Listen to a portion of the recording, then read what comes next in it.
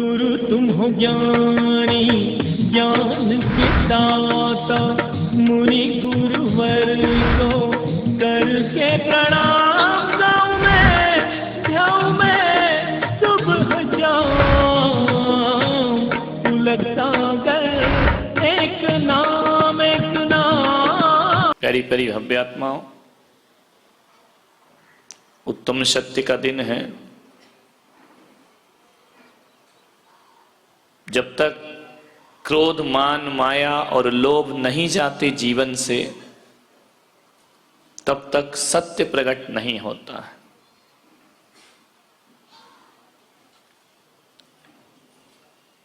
पूजन में आप पढ़ते हैं, उत्तम क्षमा मार्दव आर्जव भाव है, सत्य शौच संयम तप त्याग उपाव है, आकिंचन ब्रह्मचर्य धर्म 10 सार है, चहुंगति दुखते काढ़ मुकति करतार।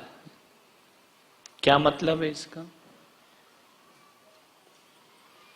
कि उत्तम क्षमा मार्दव आर्जव और शौच, ये 4 तो आत्मा के परिणाम हैं, और इन 4 को पाने के लिए सत्य संयम तप त्याग उपाय हैं। जिसके जीवन में सत्य आएगा, उसके जीवन से क्रोध नष्ट हो जाएगा। जिसके जीवन में संयम आएगा, उसका अहंकार मिट जाएगा। जिसके जीवन में तप आएगा, उसकी मायाचारी खत्म हो जाएगी। और जिसके जीवन में त्याग आएगा, उसका लोभ अपने आप खत्म हो जाएगा। और ये 4 चीजें तो भाव हैं और 4 उनके उपाय हैं। और ये 4 उपायों को जो साध लेता है, उसे आकिंचन और ब्रह्मचर्य धर्म की उपलब्धि हो जाती है और वह निर्वाण को प्राप्त कर लेता है। 4 भाव हैं, 4 उपाय हैं, साधन है, साधना है। ध्यान रखना, 2 परिणाम है। मान्यवर, सत्य प्रताड़ित होता है, सत्य अपमानित होता है, सत्य को सम्मान नहीं मिलता। सम्मान झूठों का होता है, सम्मान गलत का होता है, सम्मान चापलूसों का होता है, सम्मान दिखावा करने वालों का होता है। और जो हकीकत में परिश्रम करते हैं श्रद्धा और लगन से, अक्सर उन्हें अपमानित किया जाता है। ध्यान रखिए मान्यवर, एक बात ध्यान रखना, आज दुनिया में झूठों का बोलबाला है। झूठ सम्मानित होता है, झूठ की आरतियां उतरती हैं। इसलिए लोगों ने सत्य से दामन छोड़ लिया है और झूठ की दुनिया में लोगों ने जीना प्रारंभ कर दिया है। आंखों देखा सच, फिर भी लोग नहीं मान रहे हैं। झूठ की पूजाएं हो रही हैं, झूठ की पूजा, झूठ का सम्मान। सच बोलने वाला मुजरिम है, जो झूठ बोल रहा है वो ईमानदार बन के बैठा हुआ है। ध्यान रखिए, आदमी यदि सत्य का सम्मान करता तो सारी दुनिया सत्य की ओर कदम बढ़ाना प्रारंभ कर देती। सत्य को हमेशा अपमान मिला है, और जब भी कोई सत्य में जिया है, दुनिया उसके विरोध में खड़ी हो जाती है। ध्यान रखना, क्यों ना होगी खड़ी?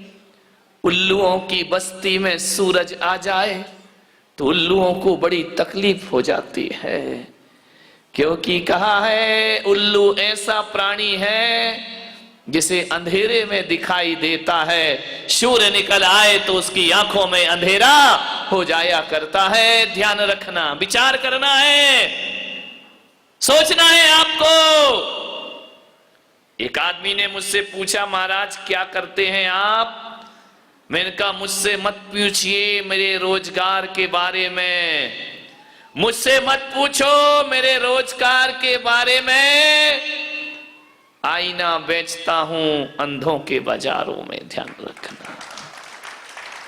अंधों की दुनिया और आईने की दुकान, गंजों की भीड़ और कंगी की दुकान कहां से चलेगी मेरे भाई, विचार करिए। गंजों की भीड़ में कंगी बेच रहा हूं, जय कुमार जी विचार नहीं, तुम्हारा मेरे भी वही हाल है, ध्यान रखिए। गंजों की बस्ती में कंगी, अंधों की नगरी में आईना बेच रहा हूं। विचार करना है आपको। झूठों के बीच सत्य का प्रवचन समझ ही नहीं आता है, ध्यान रखिए। विचार करना है आपको, सोचना है। जब जब कोई सत्य धरा पे आया दुनिया ने विरोध किया। जीसस सत्य में जिए, दुनिया ने फांसी पे लटका दिया। मीरा सत्य में जी, जहर पिला दिया। चंदन वाला सत्य में जी, खुले बाजार में बिकवा दिया। ध्यान रखना, राम सत्य में जिए तो रावण विरोध करने को खड़ा हो गया। कृष्ण सत्य में जिए तो कंस आ गया। ध्यान रखना, जब जब कोई सत्य में जिएगा, सेठ सुदर्शन सत्य में जिए तो सूली मिली। मान तुंग सत्य में जिए, जेल मिला, कारागृह मिला। मान तुंग की बात कर रहा हूं, अभी जो चल रहा उसकी बात नहीं कर रहा हूं, ध्यान रखना।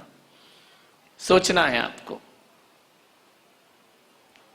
गजकुमार सत्य में जिए तो जलती हुई अंगीठी रख दी सिर पर।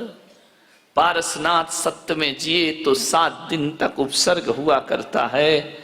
और जब कोई महावीर सत्य में जीता है तो दुनिया उसके विरोध में खड़ी हो जाया करती है। ये दुनिया है, ये झूठ का साथ देती है। एक बात बताओ, जब जीसस को सूली दी जा रही थी, कितने लोग उनके पक्ष में थे? कोई नहीं था। उनके ही पादरियों ने उन्हें सूली पे लटका दिया, ध्यान रखना। कोई पक्ष में नहीं होता है। मानतुंग जब जेल गए, कोई पक्ष में नहीं हुआ। महावीर पर उपसर्ग हुआ, किसी ने महावीर का साथ नहीं दिया, ध्यान रखना। लेकिन एक बात याद रखना बारामती वालों, कि असत्य के साथ कितना भी बहुमत हो उसकी कोई कीमत नहीं होती है। और सत्य अकेला भी खड़ा रहे तो बहुमूल्य हुआ करता है। जीसस सत्य को फांसी भी मिले तो चलेगा, असत्य की भीड़ किसी काम की नहीं हुआ करती है, ध्यान रखिए। सत्य में जीने का प्रयास करो। सोचना है आपको, भीड़ से सत्य का कोई संबंध नहीं है। सत्य तो अकेला होता है, सच तो अकेला होता है, भीड़ तो झूठों की है। मान्यवर, सत्य साधनों से मरता है और साधना से जिंदा रहता है। जितनी साधना होगी उतना सत्य बचेगा जीवन में, और जितने साधन पकड़ोगे उतना सत्य तुम्हारे हाथों से निकल जाएगा, ध्यान रखिए। सत्य साधना मांगता है, सत्य चर्चा में नहीं सत्य चर्या में होना चाहिए। सत्य जुबान में नहीं सत्य जीवन में होना चाहिए, तभी जीवन में सत्य पलेगा। ध्यान, एक बच्चा था, उसके पिता मेरे पास आए, बहुत दुखी बच्चे को साथ लेके आए। बोले महाराज मैं आज बहुत दुखी हूं। मैंने कहा वजह क्या है?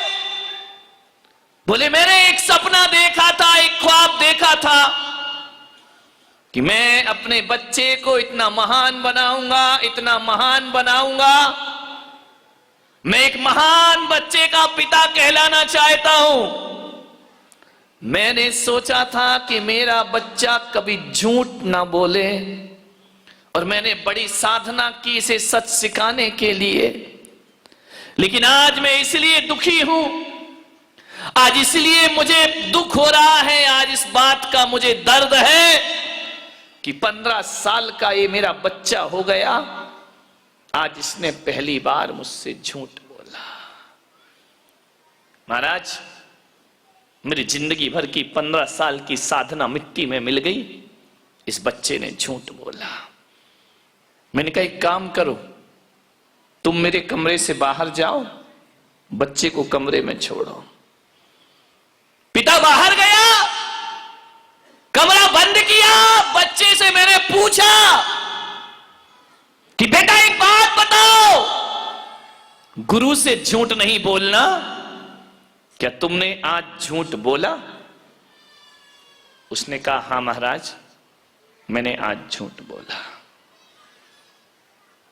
मैंने उस बच्चे की पीठ थपथपाई कि तूने भले पिता से झूठ बोला हो, लेकिन तूने मुझसे सच बोला, इस बात का तुझे धन्यवाद प्रदान करता हूं। मैंने कहा बेटा चिंता मत करो, घबराओ मत, सोचो मत, बस मुझे इतना बता दो कि तुमने अपने पिता से झूठ क्यों बोला। उसने कहा महाराज मैं स्कूल गया, कल मैं होमवर्क नहीं कर पाया। छोटा सा बच्चा 15 साल का, मैं होमवर्क नहीं कर पाया। मेरे क्लास टीचर ने मुझसे कहा कि जिस बच्चे ने होमवर्क ना किया हो वो खड़ा हो जाए। बोले मैं खड़ा हो गया। मेरे क्लास टीचर ने मुझे हाथों में डंडे मारे। तो मैंने कहा इसमें झूठ बोलने की क्या जरूरत? बोले महाराज इसलिए मैंने झूठ बोला कि मेरे बाजू में मेरा दोस्त बैठा था, उसने भी होमवर्क नहीं किया था, लेकिन वो खड़ा नहीं हुआ। उसने झूठ बोला, उसे मार नहीं पड़ी, मैंने सच बोला तो मुझे मार पड़ी। तो मैंने सोचा कि यदि घर जाकर पिता से सच बोलूंगा तो मुझे फिर और मार पड़ेगी, इसलिए आज मैंने जिंदगी में पहली बार अपने पिता से झूठ बोला। उन्होंने पूछा बेटा स्कूल में कैसे पढ़ाई की? मैंने कहा बहुत अच्छी पढ़ाई की। जब एक दोस्त से पता चला कि इसने होमवर्क नहीं किया था तो इसे मार पड़ी है। मेरे पिता को बहुत दुख हुआ, लेकिन महाराज इसमें मेरी गलती नहीं। मैंने बाजू वाले दोस्त से शिक्षा प्राप्त की थी कि झूठ बोलो तो मार नहीं पड़ती, सच बोलो तो मार पड़ा करती है। यदि मैं पिता से सच बोलता तो पिता भी मुझे मारते कि तूने होमवर्क क्यों नहीं किया। ध्यान रखिए मान्यवर, क्या आप अपने घरों में ऐसा व्यवहार नहीं करते? आप डांट डांट के सच बुलवाते हो और सच बोल दे तो उसके बाद फिर उसे मारते भी हो, पीटते भी हो। आपसे मेरा निवेदन है, यदि इस तरह की प्रवृत्ति रही, उस पिता को मैंने बुलाया कमरे में और मैंने कहा कि तुम्हारे बेटे ने झूठ बोला, मेरी साधना बेकार हो गई महाराज, मेरे बच्चे ने झूठ बोला। मैंने कहा बच्चे ने झूठ नहीं बोला, तुम्हारे तरीके ने उसे झूठ बोलने को मजबूर किया। आप बताइए यदि बच्चा ने होमवर्क नहीं किया तो आप क्या करते? बोले मैं इसे डांटता। मैंने कहा बस ये डांट ही उसे झूठ बोलने को मजबूर कर जाया करती है। सत्य को प्रताड़ित करते हो, जो सच बोले तो डांट खाए।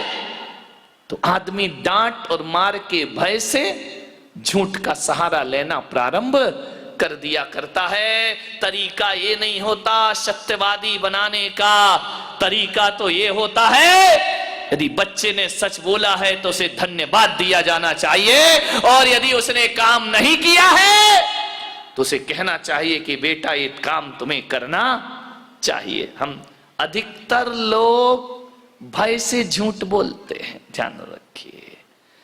एक बहू घर में झूठ कब बोलती है? जब सास का भपका ज्यादा रहता है, जब सास के सामने कांपती है। एक बेटा झूठ कब बोलता है? जब पिता से डरता है। एक बहन झूठ कब बोलती है? जब भाई का खौफ रहता है जीवन में। ध्यान रखिए, ये डर मिटाओ। ये डरा करके आप दुनिया को सत्य की साधना नहीं करा सकते हैं, ध्यान रखिए। मान्यवर, मेरा आपसे निवेदन है, दो कारणों से आदमी झूठ बोलता है। या तो लोभ लालच से झूठ बोलता है या भय से झूठ बोलता है। इसलिए आचार्यों ने व्यवस्था रखी, कल उत्तम शौच, माने लोभ गया सत्य आ जाएगा, क्रोध गया भय गया सत्य का जन्म हो जाएगा। अपने जीवन में दो चीजों से बचो, एक तो लोभ मत करो और डरो मत। ध्यान रखना, सही हो तो डरने की कोई जरूरत नहीं हुआ करती है। एक बात याद रखना, एक झूठ को छिपाने के लिए आदमी को 1000 झूठों का सहारा लेना पड़ता है। एक झूठ को छिपाने के लिए 1000 झूठ बोलना पड़ते हैं। मान्यवर ध्यान रखिए, ये सत्य देर अवेर सामने तो आता ही आता है। आया ना 15 साल बाद रिजल्ट दे दिया कानून ने, राम भी गए और रहीम भी गए। ध्यान रखना, कब तक छुपोगे, कब तक लोगों की आंखों में धूल झोंकोगे, कब तक आंखों में धूल झोंक के जिंदगी चलेगी। ध्यान रखना मान्यवर, कोई नहीं बचता, देर सवेर सबका नंबर आने वाला है। क्या राजा, क्या रंक और क्या संसारी, क्या सन्यासी, बुरे काम का बुरा नतीजा। क्यों भाई चाचा, अरे बोलो ना हाँ भतीजा। ध्यान रखिए मान्यवर, झूठ का साम्राज्य ज्यादा दिन नहीं चलता है। एक बात और याद रखना, सत्य बोलने से कोई सत्यवादी नहीं हो जाता है। सत्य का बोलने से कोई संबंध नहीं है। सत्य को बोलना जरूरी नहीं है, सत्य को जानना जरूरी हुआ करता है। हम बोल तो देते हैं सत्य, लेकिन जानते नहीं। सत्य को जानना जरूरी है। झूठ मुख से प्रकट होता है लेकिन मन से पैदा हुआ करता है। एक बात ध्यान रखना, झूठ का जन्म मन से होता है, प्रकट वह मुख से हुआ करता है। यदि आप मौन हो गए हैं तो ये मत समझना कि आप सत्यवादी हो गए हैं। अरे सत्य की जड़ें तो मन में हुआ करती हैं। मन झूठ के षड्यंत्र रचते रहता है, मन झूठ की कहानियां रचते रहता है, मुख से प्रकट। इसलिए मैं कह रहा हूं, मौन हो जाने से कोई सत्यवादी नहीं हो जाता। भीतर को देखो, जैन दर्शन भीतर की बात करता है, बाहर की नहीं। सत्य का संबंध मन से हुआ करता है। मान्यवर, मन षड्यंत्र रचता है। आदमी मुख से झूठ कम बोलता है, मन से झूठ ज्यादा बोलता है। गुरु तुम हो ज्ञानी, ज्ञान के दाता, मुनि गुरुवर को करके प्रणाम।